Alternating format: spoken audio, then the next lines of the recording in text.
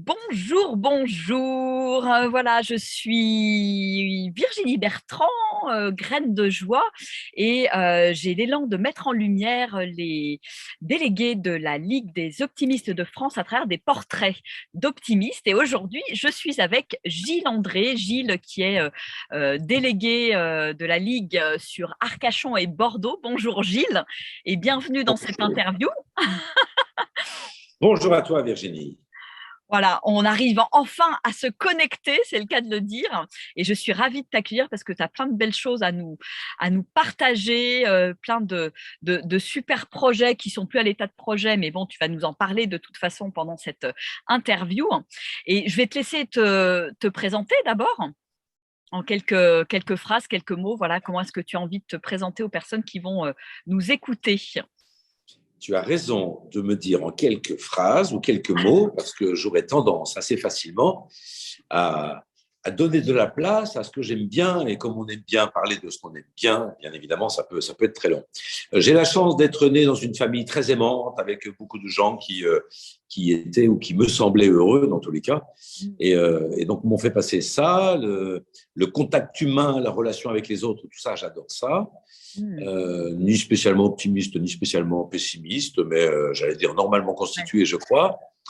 Et puis le hasard des rencontres, Mm. ou plutôt le plaisir des rencontres, puisque Mm. j'ai bossé pendant 25 ans dans l'événementiel, m'a amené à organiser des événements dans lesquels on avait besoin d'intervenants qui viennent expliquer comment on pouvait essayer d'être positif, Mm. optimiste, comment manager en étant plus attentif aux autres, aux personnes, Ah, génial. être attentif plus aux personnes qu'aux résultats, même si les deux sont très souvent liés. Et puis j'ai eu la chance parce qu'un jour, j'ai rencontré des gens, notamment les Pardon. créateurs. Eh ben, écoute, on est tous avec toi, Virginie. Excuse-moi, ça Euh, t'a coupé. Donc, tu as rencontré des créateurs.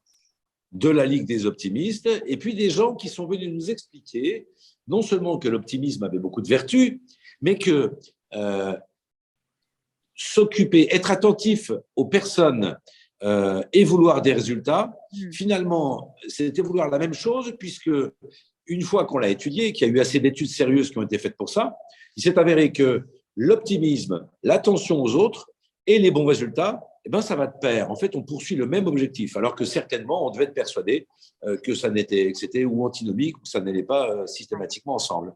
Eh bien, si, ça va ensemble. Donc c'est vachement bien, c'est vachement agréable. Et, euh, et c'est la première raison, si on devait en chercher des raisons d'être optimiste, mais c'est la première raison, à mon sens, de l'être, c'est que on peut, tout en essayant d'être efficace dans son quotidien et d'avoir des résultats, Ouais. on peut s'occuper des autres et donc être optimiste. Mm. Génial, génial. Et qu'est-ce que tu fais dans la vie maintenant, Gilles? Alors cet optimisme-là m'a amené à croiser plein de gens et notamment les créateurs de la radio RZN. Alors, Mm. c'est quoi RZN? C'est une radio toute récente qui a été créée à la demande du CSA, qui a fait un appel d'offres Ouais. pour Ah lancer oui. un nouveau média en France à l'occasion du transfert de la FM au système DAB. Alors, il arrive au niveau de la radio ce qui s'est passé au niveau de la télévision quand la TNT est arrivée, quand la télévision numérique est arrivée. Maintenant, Mm. c'est la radio numérique. D'accord. Dans quelques années, on pourra traverser la France et ne pas avoir à changer la longueur d'onde toutes les demi-heures ou toutes les heures. On Mm. aura une qualité de réception qui sera bien meilleure que par le passé. Ouais. Et donc, la FM laissera la place au système DAB. DAB, c'est Digital Audio Broadcast. D'accord. Euh, Ok. alors, ça permet quoi? Ça permet, un, d'avoir une meilleure qualité sonore. Deux, ça permet d'avoir la même qualité partout en France. Mm. Et puis, trois, ça a permis au CSA de dire, bah, si quelqu'un veut créer une nouvelle radio, on a l'occasion d'accueillir une nouvelle radio au niveau national. Ça fait 25 ans qu'il n'y a pas eu de nouvelle radio en France. Ah oui, Et il y a eu beaucoup de radios locales, local. mais de radios Mm. à audience pardon, nationale, Ah oui, ça ok. fait 25 ans. Ok. Et cette aventure-là a démarré, pourquoi? Bien parce que moi, j'avais créé des événements sur la thématique de la qualité de vie au travail, Mhm. euh, au sein de laquelle j'avais donc intégré cette notion d'optimisme. Ouais. Et ces créateurs de cette radio m'ont proposé de prendre en main le volet mieux travailler. Donc, je passe mon temps à mettre à l'antenne, à mettre à l'honneur, à mettre en avant à l'antenne des gens qui partagent des convictions, des méthodes, des témoignages de comment on peut mieux travailler. Et je vous promets qu'à force de les écouter et de les rencontrer, j'ai plus besoin de me poser de questions sur savoir comment mieux travailler, puisque tous les jours, ils me permettent de le vivre de mieux en mieux. Donc, c'est le bonheur. Ah, c'est génial, c'est génial. Et puis, ça fait du bien d'entendre ça, ça fait du bien de voir des projets comme ça émerger avec de la positivité. En tout cas, ouais, bravo, c'est top.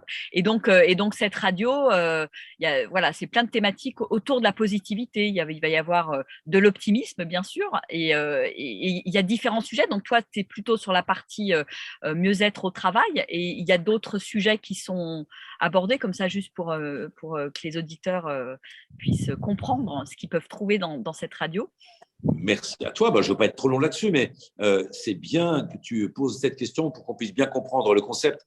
Il ne s'agit pas de faire une radio où on dirait il n'y a qu'un faucon pour être heureux dans la vie. Ouais.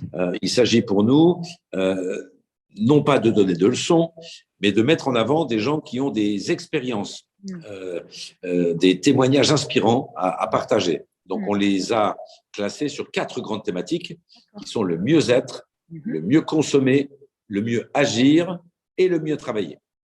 Et sur ces 4 grandes thématiques, vous avez toutes les heures entre 3 et 8 témoignages, donc des témoignages de 2, de 4 ou de 8 minutes.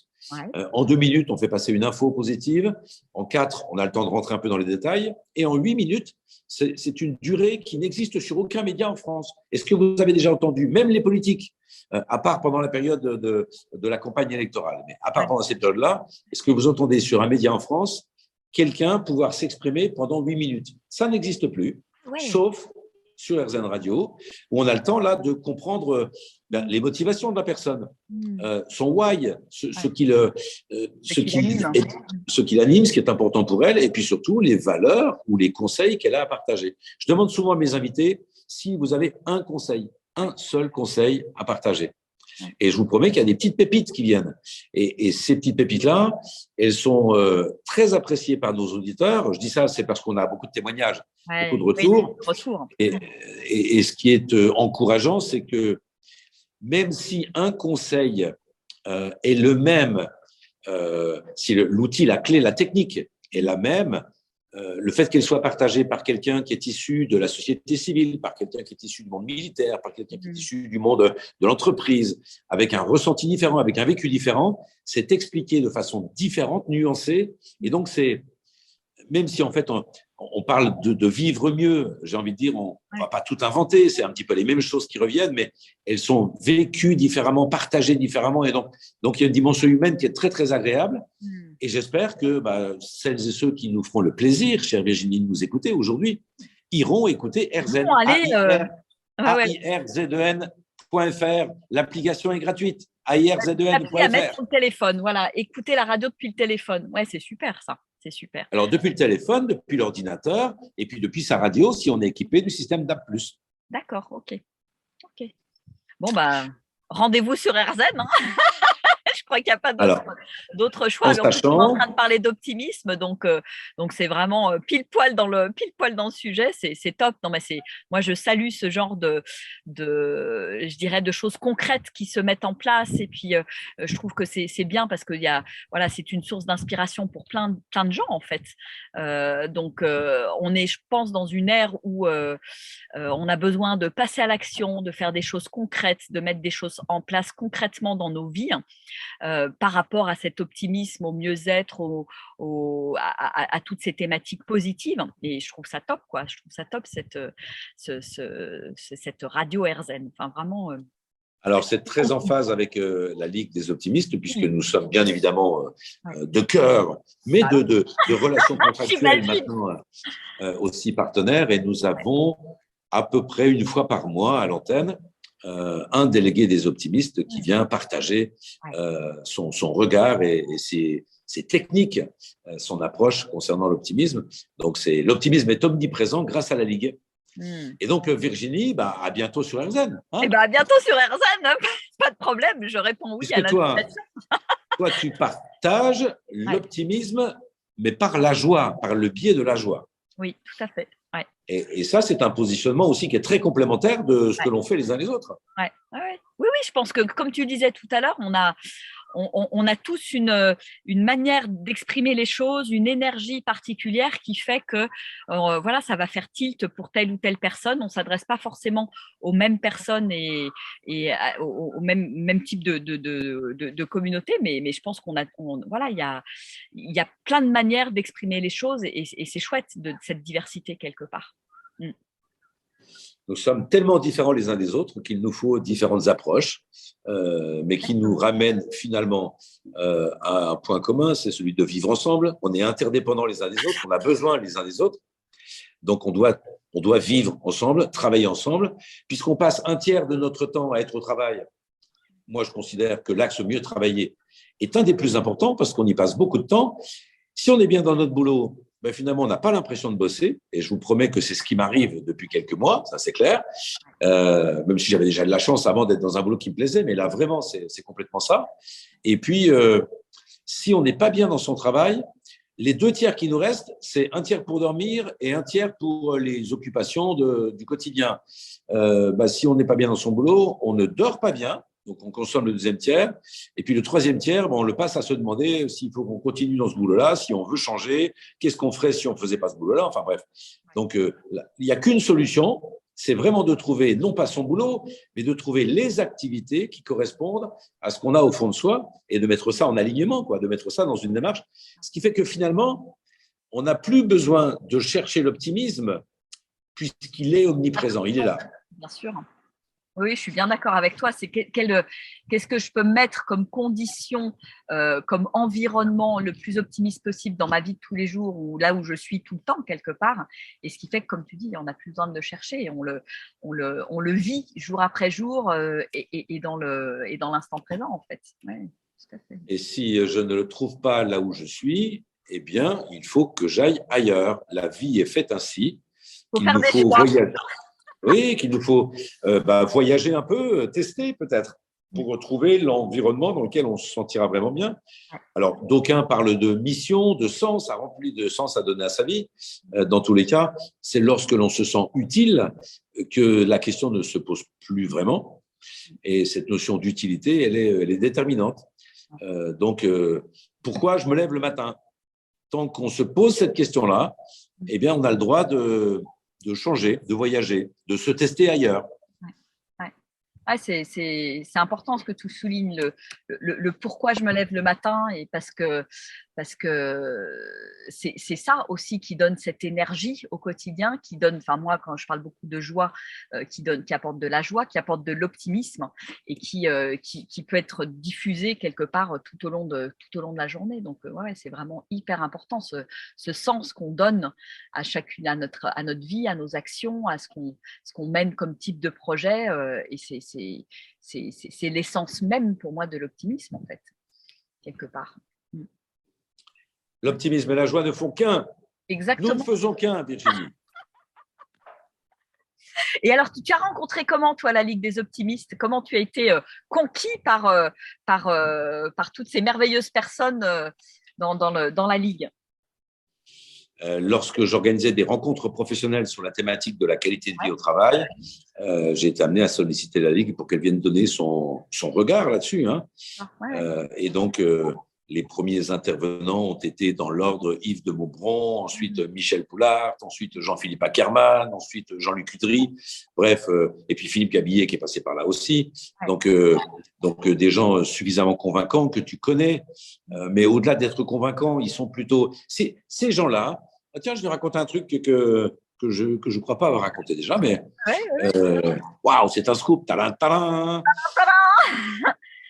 Sans mettre de mots là-dessus, ces hommes et femmes-là, parce que je crois que je n'ai cité que des hommes, donc c'est pas bien, mais puisque tu en es la démonstration, hein, et puis avec notre coordinatrice au niveau des délégués, dans les délégués.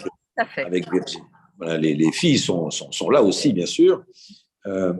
C'est une période de ma vie, donc il y a 10-15 ans, où j'étais certainement à la recherche d'un nouvel équilibre, où il y avait une étape à passer.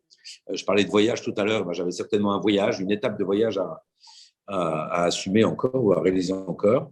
Et un jour, il y en a un d'eux, et honnêtement, je suis incapable de dire lequel, il y en a un des deux qui a dit l'objectif n'étant plus de convaincre, puisque moi j'étais assez du genre à convaincre et à savoir convaincre au forceps un peu. Hein. C'était 1 plus 1 égale 2. Et si ça fait 2, c'est 2. Bon.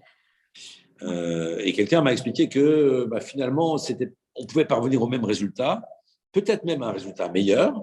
En admettant que 1 plus 1, ça puisse faire entre 1,9 et 2,1. Cette notion de souplesse, de tolérance, d'ouverture à l'autre, etc.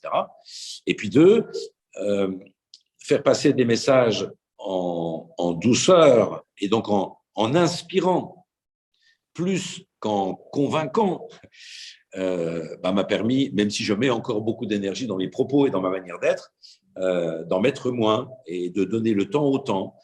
Donc cet optimisme-là, il n'est pas obligatoirement dans l'expression en feu d'artifice et en foutre plein la vue. Il peut être dans le silence et dans le recul. Il est même peut-être d'ailleurs plus pertinent et plus puissant quand il est dans le silence et dans le recul. L'optimisme, c'est un état d'esprit. On n'est pas obligé d'être en pleine forme tout le temps. Par contre, on a une sorte de confiance de fond qui fait que les choses vont se mettre dans l'ordre obligatoirement.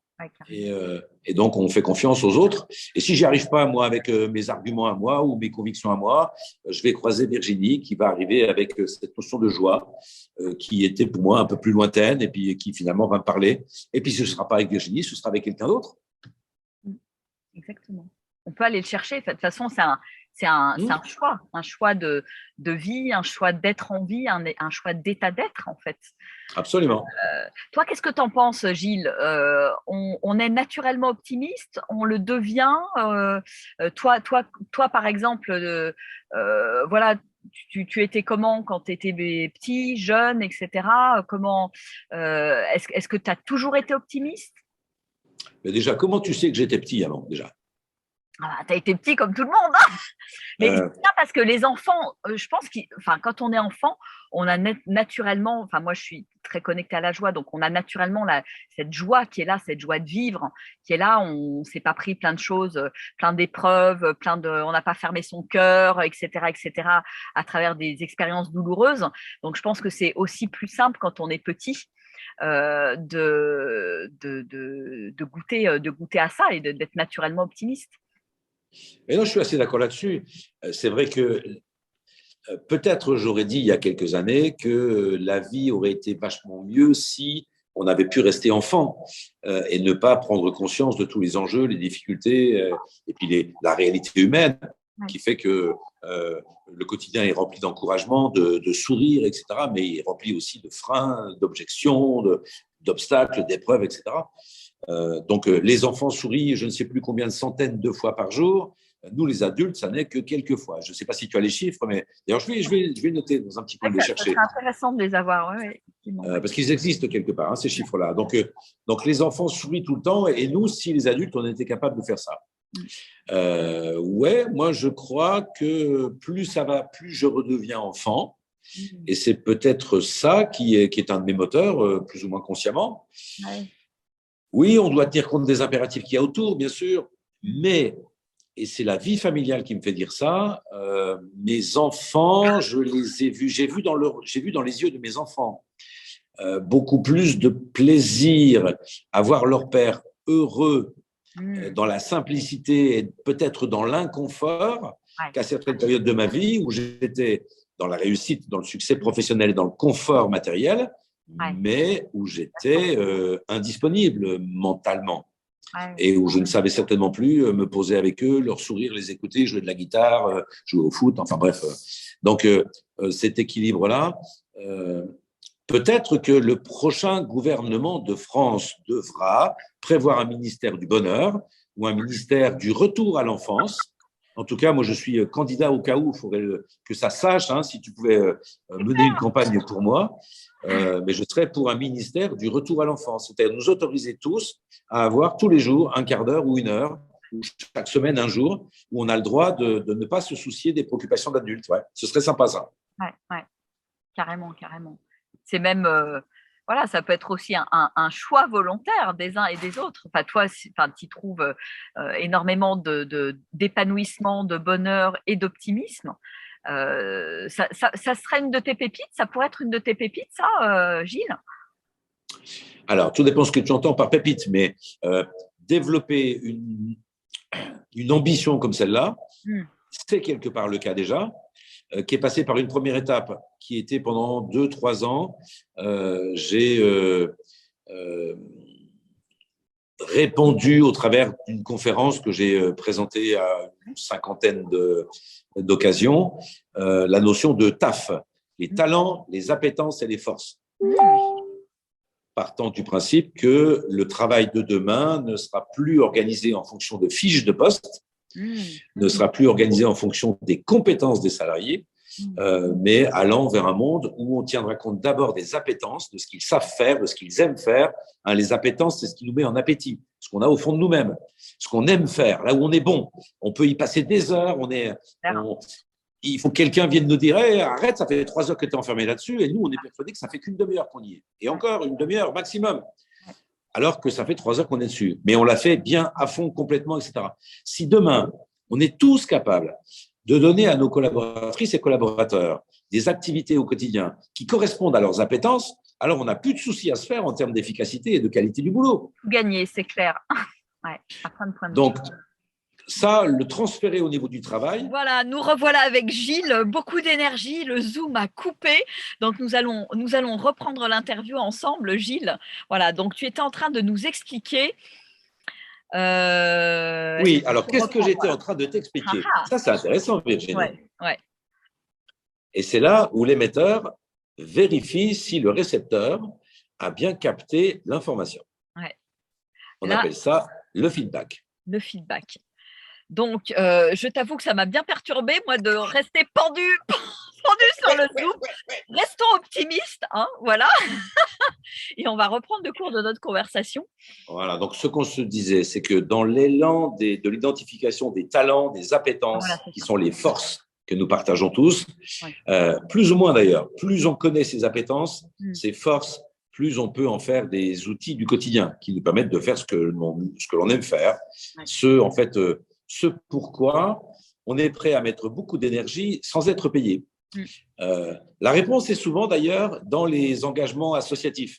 Qu'est-ce que l'on aime faire dans la vie associative? Si on le fait, c'est qu'on aime bien le faire. Donc, il faut trouver un environnement professionnel où on peut faire la même chose en étant payé. C'est un peu simplissime. Mais c'est vrai. Et donc, cette démarche-là, rêvons un peu, grâce à Virginie, à sa question candide tout à l'heure, rêvons un peu, décliner ça dans la vie de tous les jours et notamment dans la vie quotidienne d'adultes qui nous autoriserait à intégrer le droit à l'enfance, le droit à rester des enfants et à exprimer ce que l'on aime, ce que l'on n'aime pas, sans prendre le risque d'être jugé parce qu'on a dit qu'on n'aimait pas quelque chose, de danser si on a envie de danser, de rire, de chanter, de pleurer, d'exprimer un mécontentement parce qu'aujourd'hui on ne le sent pas. Et peut-être autorisé d'attendre demain pour le faire parce que demain je le sentirai et comme je le sentirai, je serai dans mon flow, je serai dans cette énergie naturelle qui me permet de faire beaucoup plus et mieux que quand je suis obligé de faire, contraint et que je le fais avec recul, moins d'énergie et mal. Donc ça c'est compliqué mais c'est un beau projet et donc s'il peut y avoir un jour un ministère de cet objectif-là, ministère de l'enfance dans la vie d'adulte, eh bien, je suis candidat pour occuper ce poste et j'aurais besoin d'une secrétaire d'État qui pourrait être Virginie, qui amènerait la joie. Voilà. Ouais, moi, tu vois, moi, quand je dis c'est la joie qui me drive dans ma vie, que ce soit personnelle ou professionnelle, c'est ça, quelque part. C'est ce que tu es en train de décrire. Et c'est vrai que je trouve que, voilà, on serait beaucoup plus équilibré, beaucoup plus heureux si chacun allait dans cette direction-là et aspirait à aller dans cette direction-là, en fait. Ça paraît évident. Et on parlerait plus d'optimisme parce que ça serait tellement naturel quelque part que c'est un état d'être naturel. Ouais, alors, si on vit ce que l'on vit grâce à des optimistes, Virginie, toi autant que moi, c'est qu'on a certainement quand même la chance d'avoir une bonne partie de notre temps ou de notre énergie qui est dans ce mood-là, dans ce sens-là. Oui. Et donc, autorisons-nous de le partager, de le faire savoir et que le maximum autour de nous puisse faire ça, puisse réaliser ça. Dire ça va pas, eh ben, on attend demain, et puis quand ça va bien, quel bonheur de le partager, de le vivre déjà, c'est très égoïste comme démarche. Ouais. Je pense que c'est un poil égoïste. Je me vois une fois d'ailleurs partager ça, enfin tester ça dans une table ronde. Et les gars, vous partagez un tas de bonnes recettes là, mais finalement vous vous occupez de vous d'abord. Et un intervenant très philosophe avait expliqué que bah oui, finalement pour permettre aux autres d'aller bien, tu sais, c'est l'image du Chief Happiness Officer, de celui qui doit impulser à être toujours heureux, toujours être souriant. Comment peut-il l'être s'il n'est pas déjà bien équilibré lui à l'intérieur? C'est l'image des masques à oxygène qui descendent dans l'avion lorsqu'on a besoin, avant de s'occuper de celles et ceux qui sont autour et de leur mettre leur masque s'ils ont du mal à le mettre, mettez déjà bien le vôtre. Donc soyez un poil égoïste. Occupez-vous d'abord de vous, et quand ça va bien, vous, eh ben, vous pouvez vous occuper des autres. Et si nous, on va bien, ben, c'est qu'il y en a d'autres avant nous, notamment les créateurs de la Ligue optimiste, qui se sont occupés d'eux et de nous. Ouais, exactement. Non, mais c'est super important ce que tu dis. Et pour moi, ça n'a rien d'égoïste. C'est vraiment, justement, quand je suis au meilleur de mes capacités, moi, en m'occupant de moi d'abord, et bien après, bah, je suis capable de donner le meilleur de moi-même aux autres. Donc moi, je trouve que c'est un cercle vertueux finalement. Oui, mais enfin, ce n'est pas celui qu'on nous a appris. Ah, c'est pas celui. Non, non, ça, je suis bien d'accord. Je suis bien d'accord. On nous a dit que de faire ça, c'était égoïste. Mais à nous de renverser le truc en disant non, c'est pas égoïste. C'est je m'occupe de moi pour pouvoir ensuite. Si moi j'ai plus d'énergie, si moi j'ai plus de joie, comment je peux en donner à l'extérieur? C'est pas possible. Absolument. Donc c'est vraiment quelque part se servir en premier, mais dans le but de diffuser ensuite et de rayonner autour de nous quelque part. Un de nos intervenants disait il y a pas très longtemps, on nous a appris que la vie pouvait être facile, et c'est vrai qu'on nous a appris ça, puis qu'on nous le répète assez facilement dans les médias. Eh bien non, la vie c'est un truc difficile. Être positif, c'est une gymnastique, un réflexe que l'on n'a pas de façon naturelle, mais on le sait ça, hein, qu'on a 66 000 pensées par jour, mais que les 2 tiers sont négatives. On a évoqué ça déjà tous les deux, sur le fait que nos émotions étaient plus souvent négatives que positives. La joie est la seule émotion positive, alors qu'en parallèle, on a la tristesse, on a le dégoût, on a la peur, on a bref. Donc, ça demande une discipline. C'est un vrai travail. Donc, finalement, et ça va être une belle conclusion, c'est un autre entretien. Je ne sais pas ce que tu en penses, Virginie, mais oyez, l'optimisme, c'est un truc compliqué, c'est pas naturel, ça ne se décrète pas, c'est difficile, c'est du boulot, il faut de la discipline, il faut bosser tous les jours pendant plusieurs années. Et tu vas peut-être les faire partir en courant.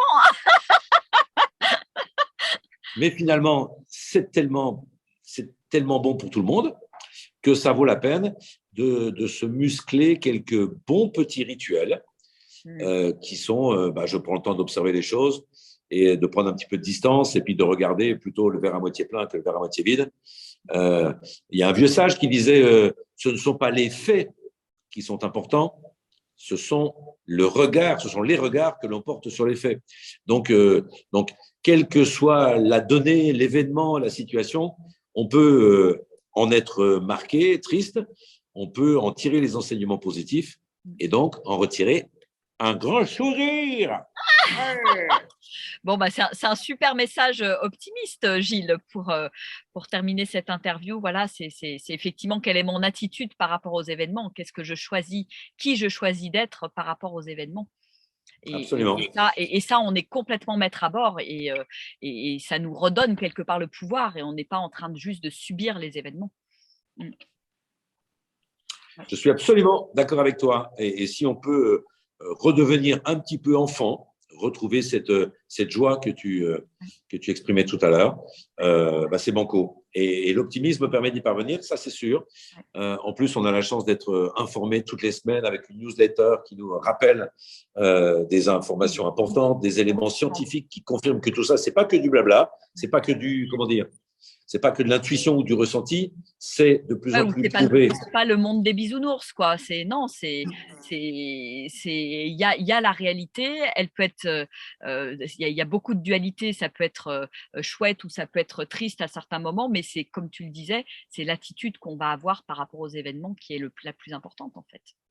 Donc, passez en mode positif. Et si, par moment, vous avez besoin d'un petit coup de main pour passer en mode positif, j'ai une solution à vous proposer. Ça n'est pas la solution miracle, ça n'est pas la solution parfaite, ça n'est pas la seule solution, mais c'est une solution qui fonctionne. Écoutez RZN Radio. Complètement. Parce que Ça va, corporate, hein? Ça met sur des belles ondes positives. Absolument. Magnifique, Gilles. Bon, en tout cas, merci pour ces beaux messages. Merci pour ton temps. Merci pour ton énergie qui a fait péter Zoom. Et puis, au plaisir de te voir un de ces quatre en vrai. Voilà, sur Bordeaux ou Arcachon. Avec grand plaisir, Virginie. À très bientôt. Beaucoup. Au revoir. Bye bye.